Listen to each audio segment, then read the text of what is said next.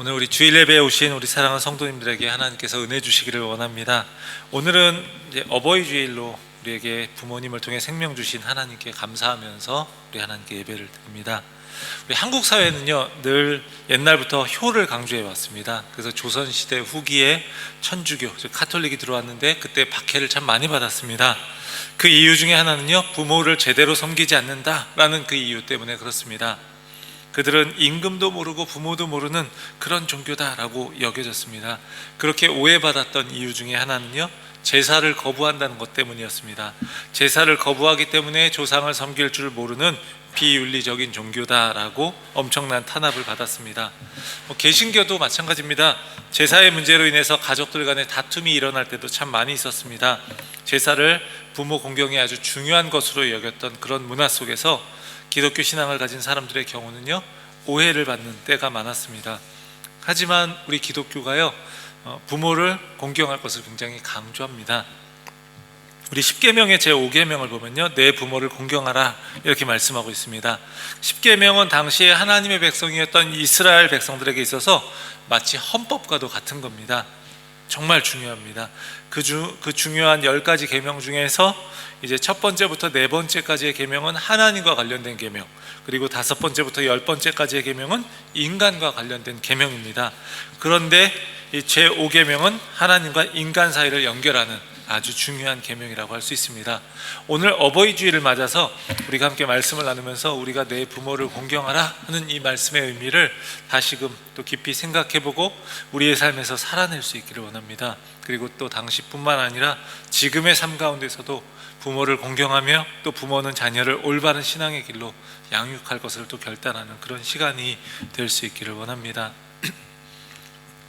부모를 공경하라는 명령이요 성경의 곳곳에서 나옵니다. 그래서 흔히 공경하다라고 하면 우리 사전적인 의미로는 공손히 받들어 섬기는 것 이렇게 생각할 수 있습니다. 물론 문자적으로 맞는 표현입니다. 그런데 성경에서 이 원어의 표현은 이게 무겁다라는 의미가 있습니다. 내 부모를 공경하라 이렇게 이야기하면 내 부모를 무겁게 여기라 이런 의미입니다. 우리가 누군가의 말을 무겁게 듣는다라는 것은요 그 사람의 말을 중요하게 여긴다라는 의미입니다. 부모를 무겁게 여긴다라는 것, 그것이 바로 부모를 공경하는 거예요. 반대로 누군가 말하는 것에 대해서 별로 영향받지 않는다면 그 말을 가볍게 여긴다라는 그런 뜻이겠죠. 그런데 공경하다라는 말의 원어가 동사로 쓰일 때는요 이것이 하나님과 부모에게만 쓰였습니다.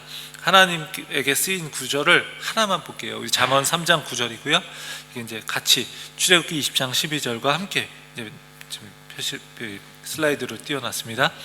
내 재물과 내 소산물의 처음 익은 열매로 파란색으로 표시했죠. 여호와를 공경하라 이렇게 이야기했고요. 출애굽기 20장 12절 오늘 본문은요 여호와를 공경하라, 그와 부모를 공경하라 이게 같이 나와 있는 거예요. 파란색으로 표시를 해놨습니다. 하나님과 부모에 대해서만 원어로도 이게 똑같은 이 두 단어가 쓰이고 있습니다. 여호와 하나님을 무겁게 여기고 또 부모를 무겁게 여기라는 것이에요. 이건 무엇을 말하는 거죠? 하나님을 공경하듯이 부모를 공경해야 한다는 거예요. 부모를 공경하고 존중하기를 하나님 경외하듯이 하라라는 이야기입니다. 세상의 모든 존재 가운데에서 부모가 거의 하나님과 동급으로 이렇게 공경받을 분으로 여겨지고 있는 거예요. 그래서 성경은요 부모를 공경하지 않는 건 하나님을 공경하지 않는 것과 같이 엄청난 죄로 여겼습니다. 성경은 이에 대해서 매우 엄중하게 다루고 있습니다. 신명기 27장 16절을 세 번역으로 보겠습니다. 아버지와 어머니를 업신여기는 자는 저주를 받는다 하면 모든 백성은 아멘 하십시오 이렇게 이제 이야기합니다. 신명기 27장 15절에서 26절까지가 이제 12가지 저주의 목록들이 나옵니다. 근데 첫 번째가 하나님께 지은 우상 숭배의 죄에 대한 저주의 내용이고, 두 번째부터 12번째까지는 인간의 죄에 대한 저주의 내용, 그게 나옵니다. 인간에 대한 저주의 내용 중에서 가장 먼저 나오는 게 부모를 업신여기는 사람의 죄에 대한 그런 저주입니다. 우상 다음으로 부모를 가볍게 여기는 것이 중대한 저주를 받을 내용, 이렇게 나오는 거예요.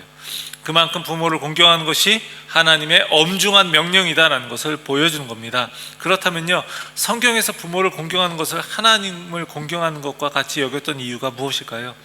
우리의 생명은 하나님께로부터 왔지만 그 생명은 또한 부모님을 통해서 왔기 때문에 그렇습니다.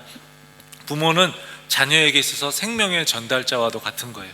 자녀가 그런데 부모를 소홀히 한다라는 것은요, 그것은 더 나아가서 우리를 이 세상에 보내신 하나님을 무시하는 것과도 같은 그런 것입니다. 우리가 부모 공경하기를 하나님 공경하듯이 해야 하는 이유가 여기에 있다는 거예요. 에베소서 6장 1절에서도요, 사도 바울은 이렇게 권면합니다. 자녀들아, 주 안에서 너희 부모에게 순종하라. 이것이 옳으니라. 옳으니라. 이것은요, 우리 보통 옳다 하면은 그게 맞다라는 표현인데요, 이건 단지 그렇게 하는 게 맞다라는 정도의 말이기보다요, 하나님이 우리를 창조하실 때의 원래 본성이라는 걸 말해주는 거예요. 그러니까 원래 너희는 그렇게 창조되었어. 부모를 공경하도록 창조되었어. 이렇게 이야기하는 거예요. 하지만 인간이 죄로 인해 타락하고요, 하나님의 형상을 잃어버리고 모든 관계가 깨어지고 말았습니다. 풍성한 삶으로의 초대 성경 공부를 함께 하면서 그 교재에 이런 이제 부분이 나왔습니다. 이 이야기를 함께 잠깐 나누면요, 하나님께서 이 세상을 창조하실 때의 원래 계획, 오리지널 플랜은요, 4가지 바른 관계를 맺는 것이다 라고 함께 또 성경 공부를 했던 적이 있습니다. 하나님과 자신과 이웃과 또 세상을 사랑하는 거예요. 하나님을 사랑하고 그분께 순종합니다. 여기서 보실 때는 왼쪽 그림입니다. 하나님을 사랑하고 그분께 우리는 순종합니다. 그 처음 창조되었을 때 자신이 하나님의 사랑을 받는 자라는 걸 깨닫고 나면요, 자신을 건강하게 사랑하게 되는 거예요. 그러면 당연히 이웃도 건강하게 사랑하게 됩니다. 또한 하나님의 말씀대로 이 세상을 다스리는 거예요. 경영하는 거죠. 가장 세상이 아름다울 수 있도록 그렇게 경영하는 겁니다. 이렇게. 그런데 인간이 죄로 인해 타락한 후에요, 모든 그런 관계가 다 깨어져 버렸어요. 이 오른쪽 그림 같죠? 하나님의 자리를 자신이 차지하면서 주인이 되어서 하나님과 관계가 깨어졌고요, 그러니까 자기 자신과의 관계도 깨어졌습니다. 건강하게 자신을 사랑하지 못합니다. 그리고 건강하게 자신을 사랑하지 못하니까 이웃과의 관계도 깨어집니다. 그리고 더 나아가 세상과의 관계도 깨어지게 되는 겁니다. 화면의 그림이 이것을 잘 보여주는 겁니다. 왼쪽이 하나님의 원래 계획, 오리지널 플랜이고, 오른쪽은 죄로 인해 모든 것이 깨어진 상태입니다. 그러니까 이것을 다시 원래대로 가는 것이 이제 하나님의 구원이고 회복이라고 할 수 있는데, 이렇게 모든 관계가 깨어졌는데 부모와 자녀와의 관계도 깨어진 것이라는 거죠. 마찬가지예요. 자녀가 부모를 거역하고 거스르고요, 또 부모 역시도 자녀에게 아낌없는 사랑을 주고 건강한 내면을 갖도록 해주어야 하는데 때로는 깊은 상처를 오히려 주기도 합니다. 처음 창조될 때의 모습을 잃어버린 거예요. 그러니까 부모를 공경하라는 하나님의 명령은요, 단지 그냥 유교적 의미에서 효도하라는 차원을 넘어서서 깨어진 관계를 회복하고 하나님의 형상을 회복하기 원하는 그런 하나님의 마음이 담겨져 있는 겁니다. 사랑하는 성도 여러분, 우리의 삶은요, 하나님께로부터 왔지만 또한 부모님을 통해서 왔습니다. 우리가 부모님께 순종하는 게 곧 또 하나님의 말씀에 순종하는 것이기도 합니다. 그것을 하나님은 하나님을 경외하는 것으로 여기십니다. 부모를 공경하라는 그 말씀에 순종하면서 그 부모를 공경함으로 하나님을 향한 온전한 순종을 나타내고요, 또 하나님의 형상을 회복해가는 우리 모두가 되기를 주의 이름으로 축원합니다. 그런데요, 부모와 자녀와의 관계는 생과계로 복잡할 때가 많습니다. 사랑하면서도 미워하는 관계, 애증의 관계라고도 하지 않습니까? 부모는 어떻습니까? 다른 집 자녀에게 좀 너그러울 수 있어요. 뭐 괜찮아, 사람 뭐 그럴 수도 있지, 이게 좀 부족한 부분이 있어도 그럴 수 있어요. 그렇게 이야기할 수 있는데 내 자녀에게는 안 될 때가 많습니다. 자녀 역시도요, 부모와의 관계에서 경험한 상처 때문에 힘들어할 때도 많습니다. 게다가 또 요즘은요, 굉장히 바쁜 시대가 됐어요. 그래서 호주에 와 보니까 이제 자녀들이 학교 다닐 때 어디 갈 때 항상 차를 타고 다니는, 그렇게 이동하다 보니까 계속해서 픽업해 주느라 굉장히 바쁜 것 같아요. 한국에서도요, 막 그랬었던 것 같아요. 뭐 저희까지는 그러진 않았지만 아직 어려서 보면은 막 부모님들이 아이들 계속해서 학원 보내고 하면서 깊은 대화를 나누기가 어려운 거예요. 물론 막 요즘에는 한국에 학원차들이 많이 와서 계속해서 이렇게 있기도 하지만 부모를 이야기할 때 이렇게 표현하기도 하더라고요. 헬리콥터 부모라고 하는 이야기를 들었습니다. 그러니까 여기 가서 떨어뜨려 놓고 또 다음에 가서 또 다 데려다 놓고 또 이러면서 남과 경쟁해서 이기는 방법은 계속해서 배우는데 인생을 사는 방법에 대해서 배우는 데는 굉장히 소홀한 거예요. 그러다 보니까 부모는 자녀가 어떤 고민을 하는지 잘 모르는 경우가 많습니다. 부모 때문에 힘들고 또 어떤 것 때문에 기쁜지 무엇 때문에 힘들고 무엇 때문에 기쁜지 잘 모를 때가 너무 많아요. 부모가 자녀에게 대해서. 근데 자녀 역시도 마찬가지예요. 부모가 무엇 때문에 힘든지 잘 모르고 자신에게 주어진 것들이 그 부모님이 그렇게 고생해서 주어진 것이라는 걸 잘 모를 때도 많습니다. 부모와 자식 간의 인생에 대한 깊은 이야기 나누기가 굉장히 어렵습니다. 그러니까 자녀가 조금만 크면요, 가장 친밀하고 사랑을 주고받아야 하는 그 부모와 자녀와의 관계가 굉장히 서먹서먹해질 때도 많습니다. 2년 전쯤에 돌아가신 이어령 선생님이 쓴 책이 있습니다. 그 문화부 장관이셨죠, 예전에. 근데 그분이 이런 책을 썼어요. 딸에게 보낸 굿나잇 키스라는 책입니다. 암으로 이제 자신보다 먼저 세상을 떠난 그 딸 이민아 목사를 그리워하면서 쓴 책인데요. 늦은 밤에 그 글을 쓰고 있으면요, 잠자리에 들기 전에 그 서재 방문을 두드리면서 어린 딸이요, 아빠 굿나잇 하고 인사를 합니다. 그런데 그는요, 연구하고 글 쓰는 그 일 때문에 뒤돌아보지도 않은 채 건성으로 그냥 손만 들고 하는 거예요. 예. 그러면 딸은 또 이제 또 그랬구나, 또 그렇구나 하면서 시무룩해서 돌아서는 거죠. 그런 자신의 그 지난 날을 참회하면서 죽음을 앞둔 그는 이렇게 글을 썼습니다. 만일 지금 나에게 그 30초의 시간이 주어진다면, 하나님이 그런 기적을 베풀어 주신다면, 그래 미나야, 딱 한 번이라도 좋다. 낡은 비디오 테이프를 되감듯이 그때의 옛날로 돌아가자.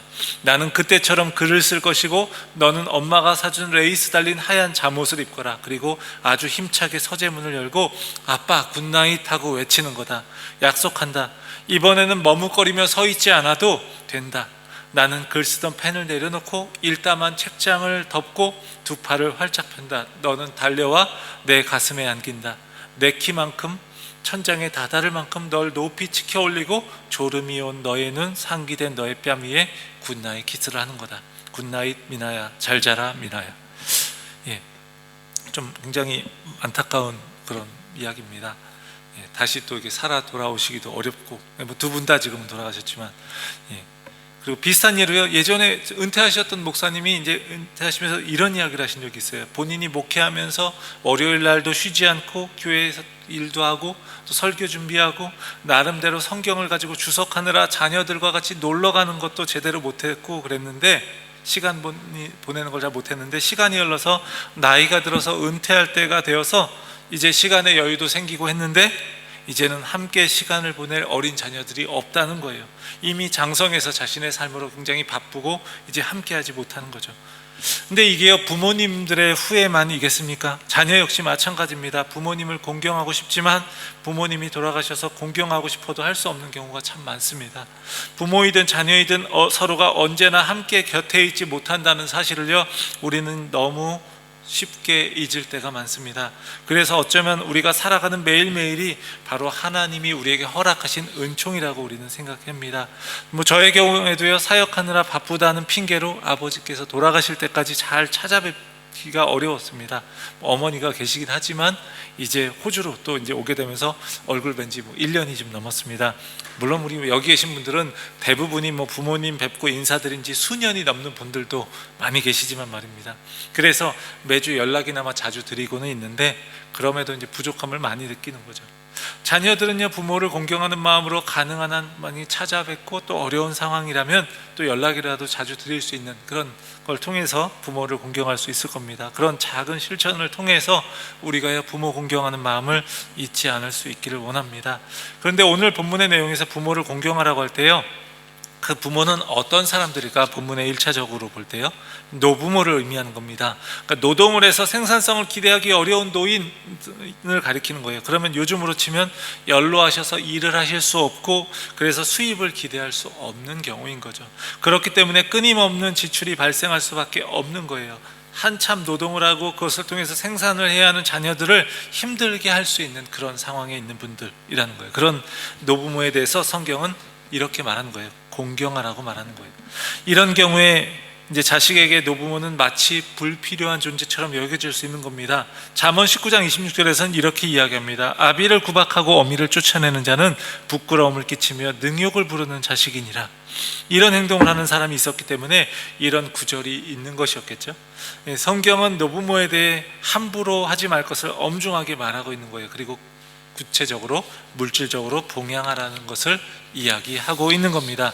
고대 근동에서 자녀는요 부모의 유산을 상속받게 됩니다. 그렇기 때문에 자녀는 부모가 생을 마칠 때까지 매년 옷과 음식을 제공할 의무가 있고요, 죽음 후에 예를 갖춰서 장사 지낼 의무가 있는 겁니다. 물질적으로 노후 봉양을 하는 것이 부모 공경의 핵심적인 모습으로 나오고 있어요. 예수님도 부모 공경하는 것에 대해서 굉장히 중요하게 여겼습니다. 마가복음 7장 10절에서 13절을 보면 이렇게 이야기해요. 모세는 내 부모를 공경하라 하고 또 아버지나 어머니를 모욕하는 자는 죽임을 당하리라 하였거늘. 그러니까 모세의 율법을 이야기하는 거죠. 너희는 이르되 사람이 아버지에게나 어머니에게 말하기를 내가 드려 유익하게 할 것이 고르반 곧 하나님께 드림이 되었다고 하기만 하면 그만이라고 자기 아버지나 어머니에게 다시 아무것도 하여 드리기를 허락하지 아니하여 너희가 전한 전통으로 하나님의 말씀을 폐하며 또 이 같은 일을 많이 행하느니라. 고르반, 그것은요 하나님께 드린 예물이라는 거예요. 그런데 이걸 종교적으로 바치게 되면 더 이상 손댈 수 없는 겁니다. 그런데 부모님에게 재정적으로 도움 주지 않는 것을 마치 정당화하기 위해서 자신들 나름대로 그런 전통을 만드는 거예요. 이거 하나님께 드린 거니까 어쩔 수 없어요, 이렇게 하는 거죠. 그래서 예수님은 그들에게 너희가 하나님의 계명을 잘도 저버리는구나 라고 그들을 책망하고 계신 겁니다. 노년의 부모들은요 자녀들의 공경을 통해서 하나님이 주신 땅에서 생명을 유지할 수 있었어요. 그 당시에 이렇게 부모를 공경하게 되는 자녀에게 성경은 뭐라고 이야기합니까? 내 하나님 여호와가 내게 준 땅에서 내 생명이 길리라. 나이가 들어서 부모가 노동을 통한 생산력이 없지만 그런 부모를 지켜주고 돌보며 공경하는 그런 공동체가 된다면 약속의 땅에서 생명이 길 수밖에 없는 것입니다. 장년의 자녀인 내가 노년의 부모를 공경하게 되면 그 모습을 보고 자란, 그렇게 배우면서 자란 자녀는 나중에 장년이 되었을 때 노년이 된 나를 공경하게 된다라는 이야기예요. 그렇게 됨으로써 여호와가 주신 그 땅에서 그 생명이 길어지게 된다라는 겁니다. 노동력으로 생산을 기대하기 어려운 부모를 돌보고 공경한다는 것, 이건요 그저 효율성만 중시하지 않는 것으로 생각해 볼 수 있습니다. 눈에 보기에 뭔가 효과적으로 보이는 것, 그것이 전부가 아니라는 거예요. 당시 사회에서 부모의 역할은 굉장히 중요한 역할이었는데 또한 신앙을 전수해 주는 역할이기도 했습니다. 부모의 이야기를 통해서 자녀에게 하나님의 이야기를 계속해서 들려주는 거예요. 출애굽 때 얼마나 바빴겠어요, 출애굽할 때 이스라엘 백성들이. 그런데 하나님이 유월절의 이야기를 하면서요 이렇게 말씀하십니다. 훗날 자녀들이 유월절 예식을 할 때 그 의미를 물으면 대답해 주라, 이렇게 이야기하셔요. 유월절 행사를 할 때 자녀들이 그 아버지에게 의미를 물으면요 아버지는 이렇게 이야기해 주는 겁니다. 우리 조상들이 노예 생활하고 있을 때 하나님이 구원해 주신 그 밤을 기억하는 것이야 라고 말해 주는 거예요. 그렇게 하나님의 이야기가 흘러서 자녀들에게 전해지고요 자녀들의 신앙을 만들어가는 겁니다.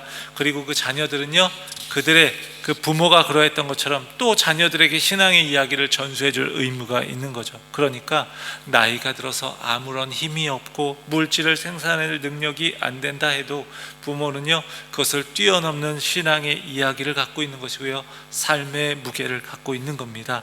요즘에도 마찬가지예요. 우리의 부모님들이 나이 드셔서 기력이 쇠해지시고 그렇지만 그래도 자녀를 향한 그 기도는 끊이지 않기 때문에 우리는요 그것이 우리에게 있어서 눈에 보이지 않지만 눈에 보이는 그 어떤 것보다 큰 것인 줄을 믿습니다.